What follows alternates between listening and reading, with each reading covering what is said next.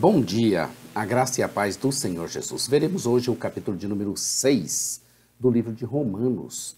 Livres sim, para serem livres do pecado pela graça. Livres então para sermos livres do pecado pela graça de Deus. Abra aí o seu livro, a sua Bíblia, no Novo Testamento e abra aí em Romanos capítulo 6. Faça uma leitura prévia antes de nos ouvir.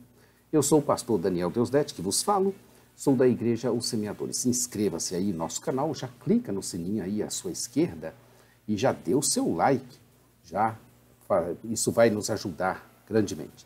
Como já dissemos e repetiremos até o fim, estamos diante de um escrito que ultrapassa a normalidade em questão de produção de conteúdo intelectual. É um excelente conteúdo intelectual, mas é melhor ainda espiritual.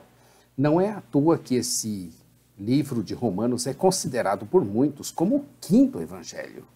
Se ninguém falou como este homem, se referindo a Jesus, ninguém escreveu como Paulo. Ele escreve muito bem, expõe as suas ideias, e nós estamos aprendendo, e todo esse tempo de história nós estamos estudando Romanos, e ainda não conhecemos a mente de Paulo, que produziu todo esse conteúdo, que é a mente do Espírito Santo. Paulo escreve aos Romanos para apresentar a mensagem do Evangelho aos crentes em Roma e explicar como esse Evangelho corrige as divisões entre os crentes judeus e gentios. São tratadas nessa epístola as questões dos judeus e gentios, seus papéis interconectados na história relacionados ao pecado, à justiça e ao juízo de Deus, ao recebimento da justificação somente mediante a fé, a parte das obras, a santificação que conduz à glorificação, a qual ocorre mediante a dependência do Espírito Santo, e como cristãos gentios e judeus devem aplicar o Evangelho à vida prática. Nesse capítulo, um capítulo profundo, muito profundo, interessante e bastante esclarecedor, o capítulo 6, ele fala do pecado e da graça, procurando nos demonstrar que em Cristo somos novas criaturas, já não mais dominadas pelo pecado, mas vivas pela e para a graça de Cristo Jesus. Ele começa dizendo que seria correto agora permanecermos no pecado, então, para que a graça se avolume mais ainda? Sua resposta é taxativa, categórica e firme. De modo nenhum. O que seria permanecer no pecado em primeiro lugar? Não está aparecendo opção pelo viver em pecado como se tivéssemos tal capacidade de não vivermos em pecado? Não está aparecendo opção? Se nós morremos para o pecado, como ainda viveremos no pecado? Em Cristo, Deus me devolveu a capacidade de escolha de não permanecer no pecado. Eu posso não pecar? Na verdade, em Cristo Jesus, eu fui sepultado com Ele, na semelhança da sua morte. Eu mesmo morri com Ele. Eu mesmo fui batizado na sua morte. Eu mesmo fui sepultado com Ele, o Senhor, na sua morte. Esta é uma realidade presente, mas ela é também uma realidade futura. É o chamado já e ainda não, que nós já vimos isso na teologia. Eu já morri com Cristo, mas ainda não. Na verdade mesmo, não é livre o que faz o que quer, a hora que quer, do jeito que quer. Antes, livre é o que em tudo se domina, por uma causa maior, por exemplo, por causa de Deus. Quem faz o que quer, na hora que quer, do jeito que quer, somente está fazendo a sua própria vontade, os desejos do seu próprio corpo, da sua própria carne, sendo dela escravo. Vejamos com mais profundidade esse capítulo. Nós estamos na terceira parte, que é a salvação para judeus e gentios. Começou no capítulo 3 e vai até o capítulo 8, essa terceira parte. Como já dissemos, a salvação vem para judeus e gentios, do mesmo modo. Para todos, a justificação é somente mediante a fé, a parte das obras. E a santificação mediante a confiança no poder do Espírito Santo. Então, estamos vendo esses capítulos até 8:39, a salvação para judeus e gentios, tendo mostrado que tanto judeus como gentios são pecadores, carentes da salvação. Ele passou a explicar que a salvação alcança a todos. Então, os 3 primeiros capítulos, ele mostrou que todos são pecadores. Assim, ele dividiu também essa parte em outras subpartes, e nós estamos vendo a santificação. Até o capítulo 8, estaremos vendo a santificação. Tendo focado a justificação pela fé, somente e tendo ele focado a justificação pela fé somente e os benefícios que vêm de Cristo para os que creem, Paulo passou a tratar da vida cristã ou da doutrina da santificação. Então, olha, a doutrina santificação tem a ver com vida cristã. Sua consideração sobre o assunto se divide em 3 partes principais: a destruição do domínio do pecado, a luta permanente contra o pecado e a vida no Espírito Santo. Essas 3 partes são importantes, hein? A destruição do domínio, veremos agora, do verso 1 ao 23. A luta permanente contra o pecado, nós só vamos ver amanhã, que é o que mais ocasiona dúvidas, né? E depois nós veremos a vida no Espírito a partir do capítulo 8, no capítulo 8. Então, a destruição do domínio do pecado. O próprio Paulo se preocupava com o fato real de que o pecado continua presente na vida dos crentes. Ele explicou que os seguidores de Cristo devem responder a essa realidade pelo entendimento da união deles com a morte e a ressurreição de Cristo, e por uma vida nele como servos da justiça, mortos e vivos em Cristo. Versos 1 ao verso 14. Naturalmente, a insistência de Paulo em afirmar que a abundância do pecado é enfrentada pela superabundância da graça levanta a seguinte questão. Isso levanta na mente das pessoas: se o pecado faz a graça superabundar, por que então não vamos pecar mais ainda para que a graça seja ainda mais abundante? O apóstolo respondeu que continuar sob o domínio do pecado é contradizer a nova identidade do crente em Cristo Jesus. A resposta óbvia dele, taxativa, é de modo nenhum, verso 2. Uma frase padrão para expressar um recuo chocado e total da rejeição da ideia. A ideia é que morremos para o pecado. Os crentes foram unidos com Cristo, tanto na sua morte como na sua ressurreição, de modo que, num sentido espiritual e legal, a sua morte se tornasse a deles. Como resultado, eles não mais estariam sob o domínio do pecado, pois quem está morto está livre do pecado. Veremos no capítulo 7 também, com mais detalhes. O batismo, como sinal e selo da nova aliança, une aqueles que têm a fé salvadora com Cristo. Essa união com Jesus tem muitas implicações. Mas, além das implicações, Paulo se concentrou aqui na união dos crentes com ele e em sua morte e ressurreição. Jesus morreu no tocante ao pecado e à maldição da lei. E o mesmo acontece com os crentes. E assim, como ele ressuscitou para uma nova vida, os que creem ressuscitam também para uma nova vida nele. O velho homem se refere a Adão e às pessoas representadas por ele. A vida em Adão é velha para os crentes porque eles foram unidos com Cristo, um novo homem. Didaticamente, eu chamo essas 2 naturezas que nós temos de Venã e de Crivim. Olha só. Ou seja, Venã é velha natureza adâmica morta. Então eu tenho uma velha natureza adâmica morta. E tenho uma outra natureza, que é Cristo vive em mim. Eu tenho 2 naturezas. Uma de Cristo vivendo em mim e outra do velho Adão vivendo também em mim. Venã foi pregado na cruz com ele para que o corpo do pecado fosse destruído cabalmente. Então, aniquilado. O corpo natural decaído é associado ao pecado porque está corrompido por ele e porque a vida pecaminosa em Adão é vivida num corpo corruptível. No entanto, Paulo não quis dizer com isso que o corpo em si mesmo seja pecaminoso. Em outras passagens, ele ensinou que o que é corruptível um dia será transformado em corpo físico incorruptível, renovado pelo Espírito. 1 Coríntios 15, versos 35 ao 54. Como um corpo que não mais perece, os crentes desfrutarão fisicamente do esplendor da vida na nova terra. Apocalipse 21, dos versos 1 ao 22, do 21, 1 até 22, verso 5. Veja, por exemplo, um carro possante, como uma Ferrari, por exemplo, nas mãos de qualquer um. Os limites de velocidade existem, bem como as regras de trânsito. Quem comete infração não é o carro, mas o piloto.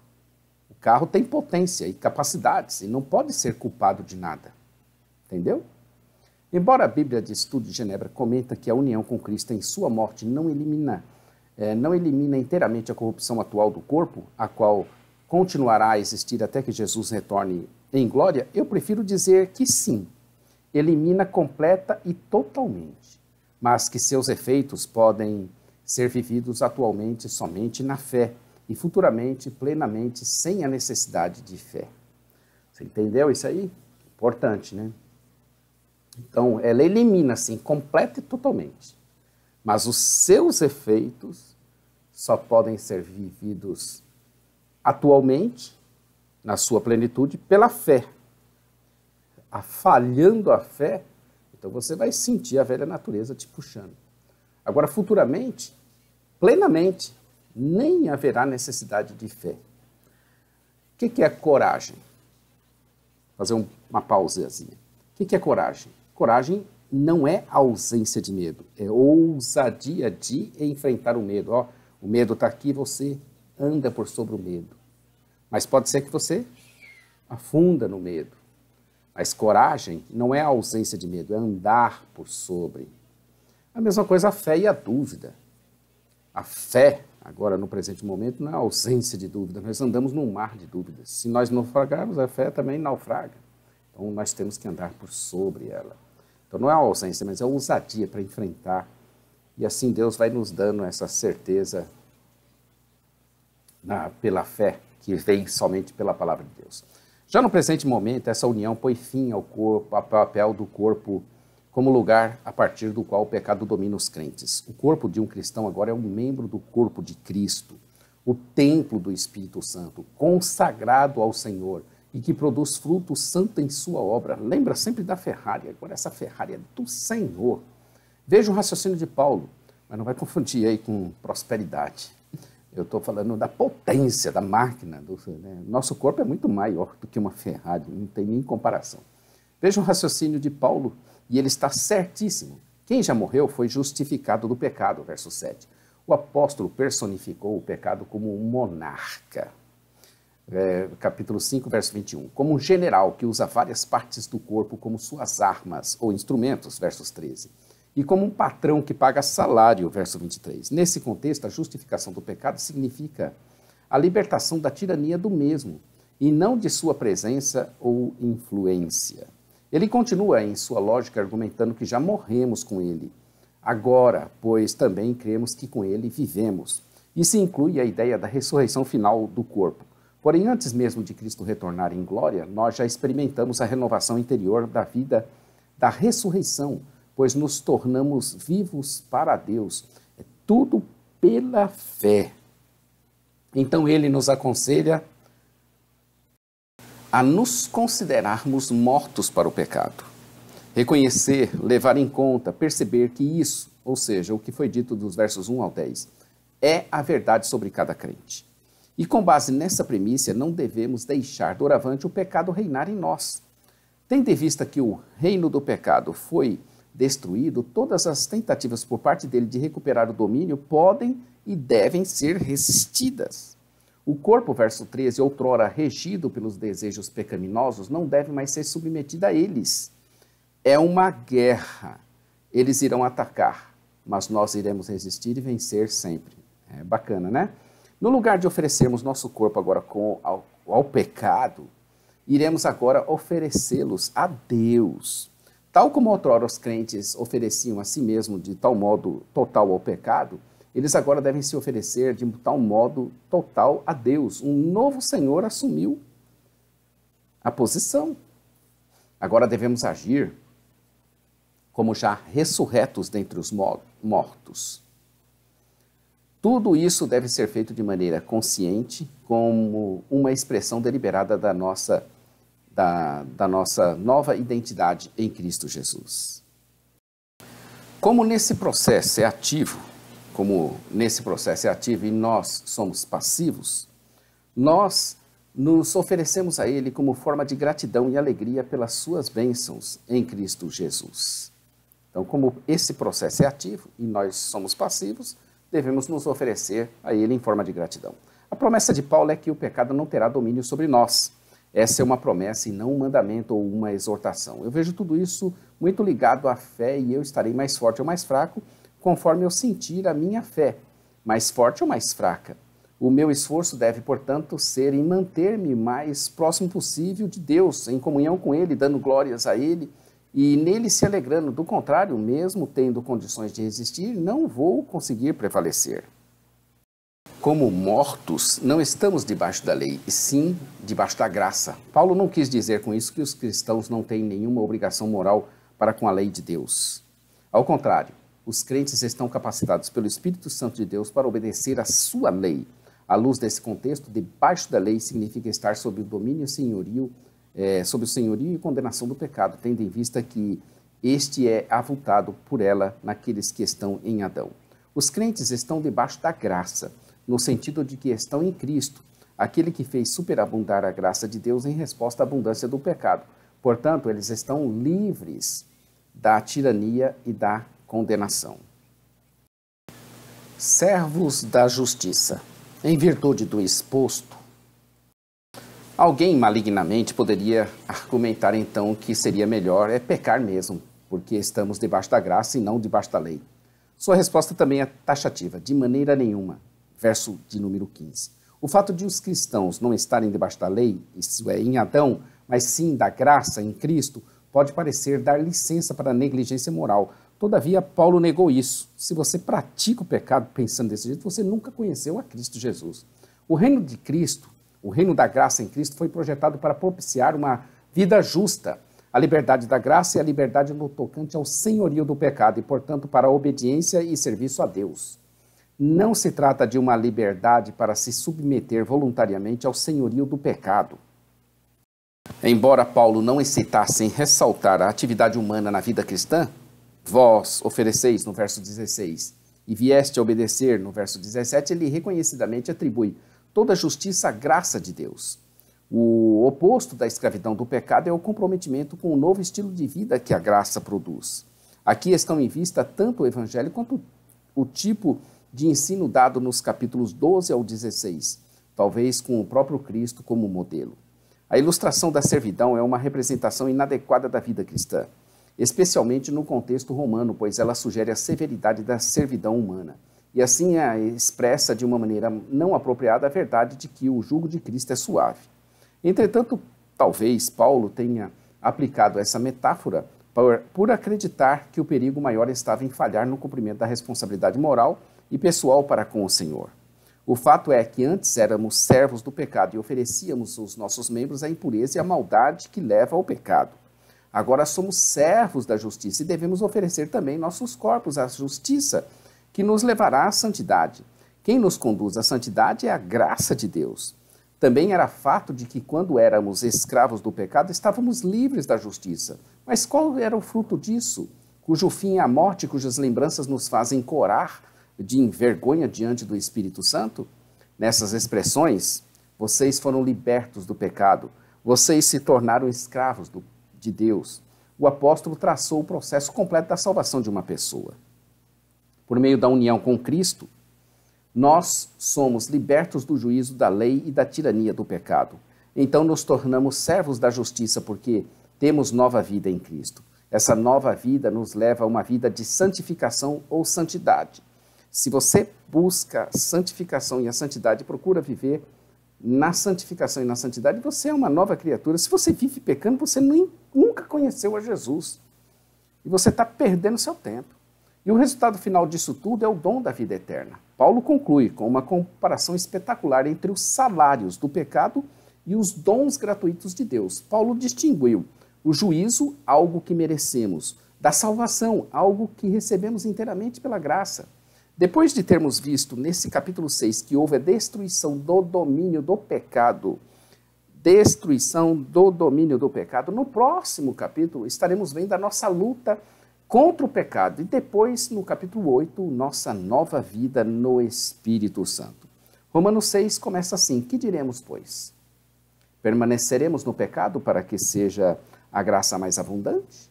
Essa é o primeiro versículo. O 23, que é o último versículo, diz: porque o salário do pecado é a morte. Mas o dom gratuito de Deus é a vida eterna em Cristo Jesus, nosso Senhor. Então, repare, no verso 16, diz assim: não sabeis que daquele a quem vós ofereceis, como servos para obediência, desse mesmo a quem obedeceis sois servos, seja do pecado para a morte, ou da obediência para a justiça. Nesse verso, ele fala em nos oferecermos como servos, em obediência. Temos assim, então, dois senhores, ok?